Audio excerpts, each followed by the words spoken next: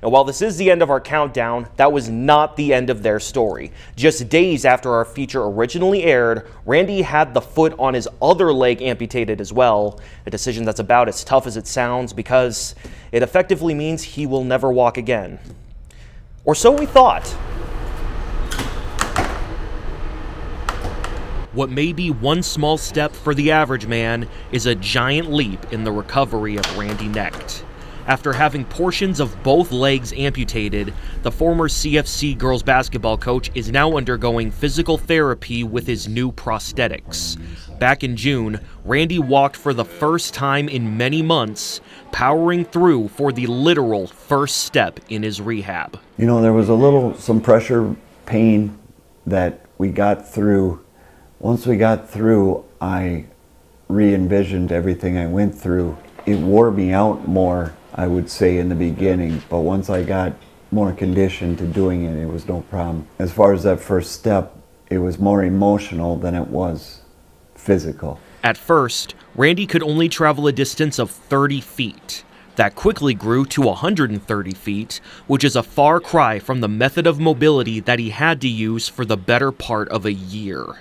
It hurts your mind a little bit right away because you think, man, I'm stuck in this chair. But when the coach comes out at me and the wanting to get things done, I started to realize, hey, so what if I'm in a chair? I can get to places, I can do stuff, I can motivate others. I can still do everything I was doing, I'm just in the chair. Randy's kind of atypical. He is progressing a lot quicker than a lot of amputees usually do. He got prosthetics a lot quicker than most people do. Once you get them, it's a matter of the physical therapist and the prosthetist working together in terms of making sure they fit okay, making sure everything looks good on that end, and then also just making sure it's comfortable for the patient. Randy's a great person to work with. He's very motivated, one of the best patients you could ask for. He goes above and beyond what you tell him to do. Perhaps that mindset providing the answer to the most important question of all. After everything you've been through, it would be very easy to just give up. Just tell me why you've decided to go through this process to regain your independence.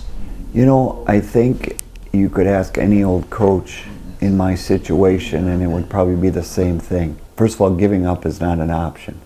I've told all my players in 20 plus years of coaching, don't tell me no until you've tried it. You know, Hunter and I are always planning what's our next therapy session going to be like.